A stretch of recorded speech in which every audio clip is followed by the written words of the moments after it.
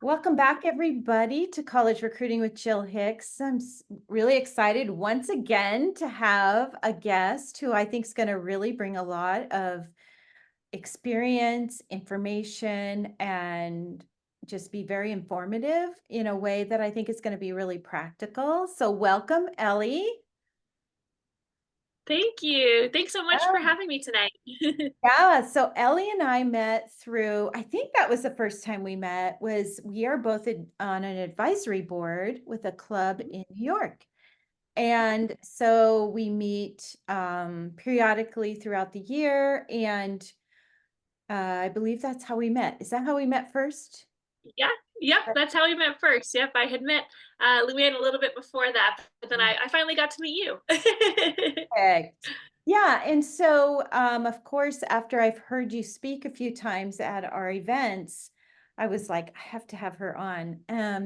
I think what's so amazing about your background is kind of like me too. It's like, wow, we were gymnasts and we competed in college, and then everything we share, I think, today with athletes in our little world hemisphere of what we do is really practical because we've been through it a lot of times and ourselves personally. It's not an observation from afar. It really, oftentimes it's very personal.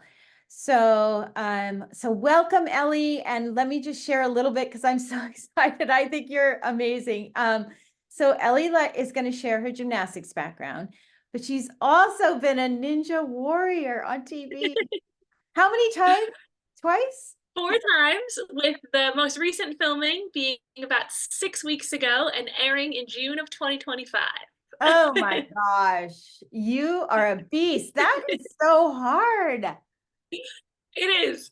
Some would say harder than gymnastics, but I don't know about No, that. maybe not, but still. Okay, cool. Now I'm going to really have to know when it is. So I want to see it. Okay. And she's a physician's assistant. And also, I'm excited for you towards the end. I'm going to have you share about your nonprofit. So take it away, share with our audience how you got into gymnastics and then how you got to the point that you are now. Yep. Yeah. No, thank you so much for that great intro. So, like Jill said, my name is Elly Hart. I started gymnastics actually at the age of 3 in a cute little mommy and me class and truly just fell in love with it. I was super fortunate that I was able to go all the way to level 10 for 3 years before doing Division I college gymnastics at James Madison University. It was there that I did my major, which is athletic training, sports medicine, with a minor in biology. And what piqued my interest about athletic training is I had tons of injuries growing up. And though I had really good care, nobody was really gymnastics specific. So then after graduating from James Madison University, I then went on to get my master's to become a physician assistant and got hired right away out of school for Boston Children's Hospital. It was there that then gymnasts started coming in to see all these amazing surgeons that we had. And they started saying, well, I was doing a Yurchenko, and went to explain it. And I said, oh, no, no, I know exactly what that is. And they started saying, what? You know what a Yurchenko is? You understand my series? And that's how I got thinking about what I call gymnastics medicine. So a subspecialty of sports medicine. So Wow. I was able, yeah, it was just really cool. Yeah. So with the sort of blessing of Boston Children's, I was able to start developing this clinic. And so now I'm entering in my 10th year of practice, where I see really 90 to 95% just gymnasts. And so truly they can come in and see me, and we are able to do x-rays the same day, MRI the same day. Unfortunately, if you need surgery, I got some great surgeons I can get you in with also the next day or same day, which is incredible. So truly this gymnast care is gymnastics specific, and it is quick care that you need when we're trying to figure out what the diagnosis is, meaning what hurts or bothers you, and kind of get a quick gymnastics specific focus. So, and with that too, I've been able to actually publish a lot of research papers on gymnastics specific injuries and injury prevention technique. So that was sort of my other passion project. And then later we'll touch upon how I then started a nonprofit called Gymnastics Medicine Education and Research. I love that. You know, when you're sharing, I hate to go into injuries that we've each had because it can be kind of negative and a downer, right? But I do remember one injury I had. It was a neck injury, unfortunately. I don't talk about it much, but I went and had x-rays, an ambulance came, took me, to the hospital, and the doctor said she's fine, she can go back to the gym. So I did. I remember the pain a little bit, it wasn't a lot. But when my personal doctor, who I think was just a general doctor, when he heard about it all and looked at my x-ray, asked for it, I guess, looked at it, he called my mom and he was like, "Where's Jill?" And she said, "She's at the gym." And he was like, "Go now, go pick her up, bring her to me." And it did end up there was a fracture that they missed, and I don't know. That can happen anywhere, anytime, I think, things like that, right? But had I had somebody who understood gymnastics maybe or whatnot, I mean, that doctor was great, I remember, but he was just a general doctor who cared about our family. And that's back when my mom was telling me, like, he used to go to homes and actually visit with patients Right. and stuff. So, I mean, it's come a long way. Mhm. And what I love about what you just said is gymnastics is a different kind of thing in the sense that if you go to a doctor, and a lot of times they'll just say, "Stay off it. Don't go back to the gym for blah blah blah." Right. Well, most gymnasts never not go back to the gym. There's so many things they can do. Right. So I can't imagine the value of what you're bringing to specifically to athletes who get in gymnasts who get injured. Yeah, no, it's been incredible to develop this field and be able to provide this service to our gymnasts because honestly, I think that's why I got stuck in my injury cycle. Not to dive too deep into it, but I've had gymnast wrist, I've had a spondy or a fracture to my back, I've fractured my knee, I've had 2 knee surgeries, I've torn all the ligaments in my ankle. And I think part of why this injury cycle kept happening is just as you mentioned, right? You sort of one doctor would say, "Hey, you're cleared. You can go back. You just got out of your boot. Go back to gymnastics." But there was never really a protocol on how to safely do that. Mhm. So that's what the clinic has been able to develop. And actually, we recently just published what's called an upper extremity paper, so meaning wrist, elbow, and shoulder injuries of gymnastics and how you get back to sports. So I can also send you that link as well. So it actually details when you've had an injury to those areas, how do you progress back in and how do you progress back in safely to not only avoid that injury, but future injuries as well. So it's been a really valuable tool and a really great clinic to develop. My goodness. That's amazing. 'Cause, I always was like, I don't know how I did it, but after every injury, I was like, it didn't even impact me. Like, I'm back. I'm going back in. I never, how the doctors sometimes would say, you might want to think about doing something else. It was like, no Right. way, Right. but I Yep. think sometimes the girls do struggle. And Mhm. I know they do, and I think the one Yeah. injury that I struggled most with, which I didn't end up going back, is my knee, and that's what catapulted me into becoming a coach. Mhm. And I'm actually having my knee replaced like next week, next Tuesday. Good luck. You're going to do great. Positive thoughts. And I just think, wow, it is really tough to come back with the Mhm. skills they're doing today. One of the great things is the change with softer landings. And Mhm. we always are hearing that they're trying to impact the equipment in a better way to decrease injuries. But how do you think we've come along? Where have we come along probably the most since you and I were gymnasts Ooh, and what yeah. you're seeing today? Yeah. Where would you say you see Yeah. that where we've Yeah. No, come great. forward? Yeah, no, really great question. I think sort of two major points come to mind. The first being that we do have a lot more education on injuries and injury prevention. So I think back when we were gymnasts, there really wasn't this injury prevention. It was sort of like treat it and go. Like that was it. There was no thought of, well, what happens after? Or when you've had a knee surgery, what about your ankle on the other side? Why are you putting more weight on that side, right? So I think there really wasn't education around this, Mhm. which is actually how I started my nonprofit and why there's education around it. But that was one major thing. would be the education component just really wasn't there. We weren't doing research papers on gymnastics injuries. We weren't looking at outcomes. So I think that's the first thing that comes to mind. And the second is what we call a multidisciplinary team. So what I'm really fortunate at Boston Children's and within my nonprofit to have is I have a whole team who help me take care of these gymnasts. So it's, yes, you see me for your initial injury and diagnosis, but then I ask you, well, what are your eating habits?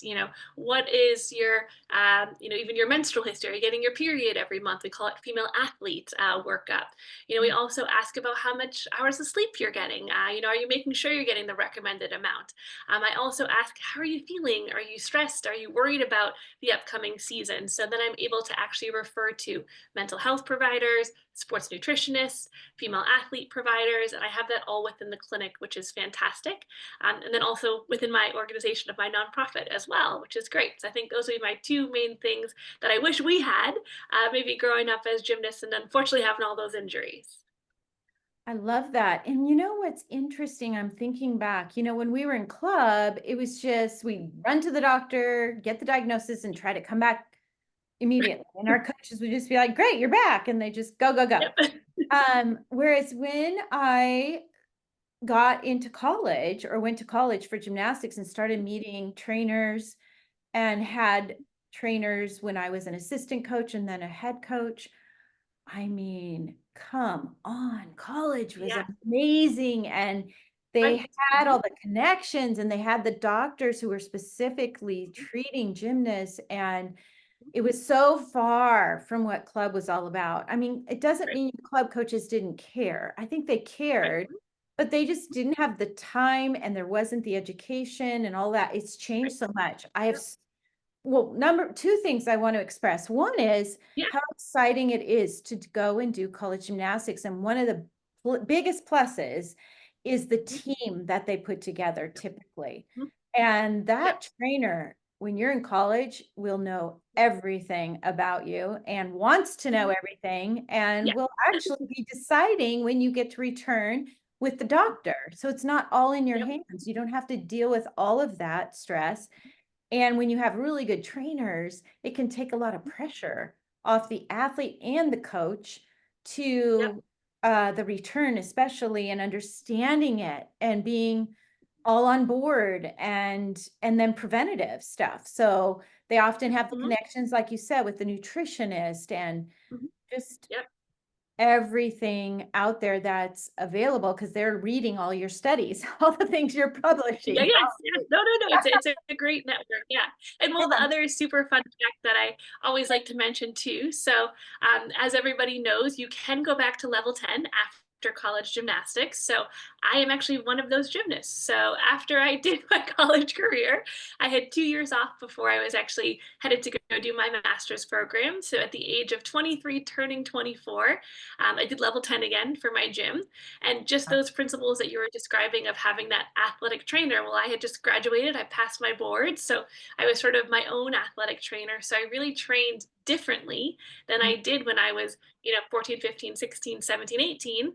As a previous level 10, there was a lot more injury prevention. There was a lot more emphasis on making sure that I had healthy eating habits. I was getting plenty of sleep. I was having recovery, like going for massages and doing all those different techniques that I had had in college. I then applied back to level 10. So I actually will admit, my coach will too, I was a better level 10 and a better gymnast, even with college, when I was 23 turning 24 than I was when I was 18 through 21. So I was a better gymnast.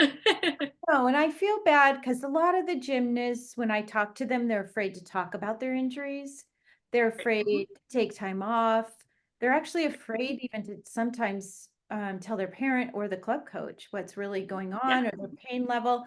And just because of my experience in college all those years, and we had to Mhm. they went right to the trainers told us when they could come back, and all. But I had such a good experience that when I'm meeting with my clients, I'll say to them on a scale of 1 to 10, different things I learned as a Yeah. coach, but Yep. I'm so encouraging of them taking the time they need to heal Mhm. completely versus Yep. trying to come back early. Can you speak to that? And especially back, not fractures initially, but just back pain and then how it Mhm. turns into the little stress fracture, and then sometimes a fracture. I'm seeing a lot of that because, and I really Uh, think the reason is because you don't cast your back. Like you don't typically come away going, right. okay, I broke my back and I'm Right. in a cast, so I have to Mhm. wait, you know? It's Yep. still a Yeah. lot of times something they can work through, and sometimes it's fine, right? If they make Mhm. Yep. good choices.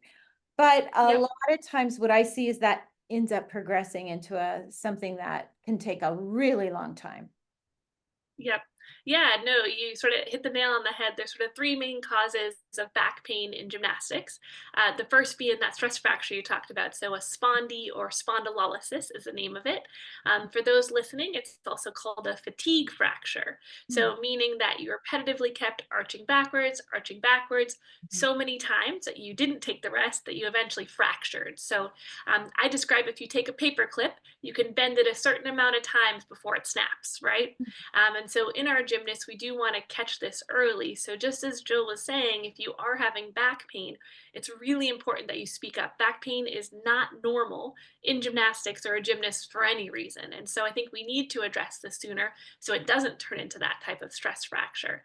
And actually, if you do have that, there's different types of treatment methods, but one of them actually is a brace. So you are actually kind of casting, if you will, the back as best we can, but it's mhm, a very long recovery. Like we're talking 3 to 4 months of restrictions in gymnastics. So that's always hard. The second most common is usually in our older or collegiate athletes, and those are disc based injuries. So those are more flexion or bending forward injuries, and they're usually from a wear and tear. So again, we didn't speak up about our back pain, and it kind of kept leading to more and more pain. We didn't see a physical therapist or medical provider to figure out what was going on. And then the third most common is something that I call mechanical back pain or gymnast back. So this is before it's turned into a fracture, stress fracture, or disc injury. But instead, it's actually due to your mechanics. So you're hinging or moving from your low back, and you've gotten really tight shoulders, so you're not getting that mobility at your arms. And then you've grown, so you're very tight in your hips and your hip flexors. And again, you just keep hinging and bending from your back. And mm, now, if we catch this early, the really good news is it can be treated with physical therapy, working on your technique with your coaches. But the key is early, right? So speaking up early, letting coaches know, letting parents know that you are having back pain and not holding back and not withholding that information. Um, and in general, when we think about injuries, really it's five common principles. It's getting at least 8 hours of sleep every night. mm, It's making sure that you drink at least 50% of your body weight in water every day. It's making sure you have a well balanced meal and enough food throughout the entire day. So it's usually breakfast, lunch, dinner, pre gymnastics dinner, post gymnastics dinner. It's also making sure that we're checking in on our mental health, making sure we enjoy being in the gym, that we have goals that we're setting. And mm. then the last part is the prehab. So making sure you have a plan on how to prevent injuries. So. Wow. Oh, I love all that. Okay. So I know we could go on and on about different Yeah. injuries and all the things you see, but I would love for you now to share a little bit of your vision for the future and what you're trying to do as far as impact wise with your nonprofit. Yeah, of course. So, my nonprofit is sort of what I call my COVID project. So, I had a little extra time on my hands. We weren't seeing as many patients. And I sort of said, well, how can I help the sport more? What are we missing? How can I keep this going? What would be impactful for not only gymnast parents and coaches, but even other medical providers as well, who maybe don't know the sport and want to know the sport? Mm, And so, I created the nonprofit called Gymnastics Medicine Education and Research. If you head to gymnasticsmedicine.org, there's tons of information there. And what our goal and our vision is to provide what we call evidence based medicine. So these are only from medical providers and research papers that we're getting this information from on gymnastics injuries and injury prevention. And there's tons of documents and tons of information on our website about specific gymnastics injuries, head all the way to our toes, concussions, fractures, everything you can think of. There's tons of great information that's out there and on that website. And then with the nonprofit, we actually do what's called grand rounds, or sometimes we call them chalk box talks, Mm, that are geared towards gymnasts, parents, and coaches about a specific injury or specific topic that we want to feature. So some mm, previous topics were fueling our body with the proper amount of food and nutrition to have a healthy, happy gymnast. We've had topics about knee injuries and prevention.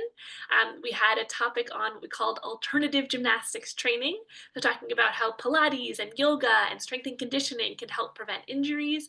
mm. And then for medical providers, we have separate grand rounds where we actually talk about cases that we've seen, of course, keeping everything private so you don't know who the patient is, but kind of going through how I would approach a case, what I would do next, who I would refer to. And what's really great on all of these different lectures that we have virtually is we have not only myself on them, but there's physical therapists, there's athletic trainers, there's mental health providers, there's sports nutritionists on them. So again, you're really getting that multidisciplinary team, which is just fantastic. And no one's really doing that right now, which is great. Wow. And then with it right now, yeah, we're also kicking off medical provider certification. So if there are any medical providers or parents who are medical providers who want to be more education based and want to help us on some research projects, we actually have a gymnastics medicine certification, which is really Oh cool. my gosh, that's amazing.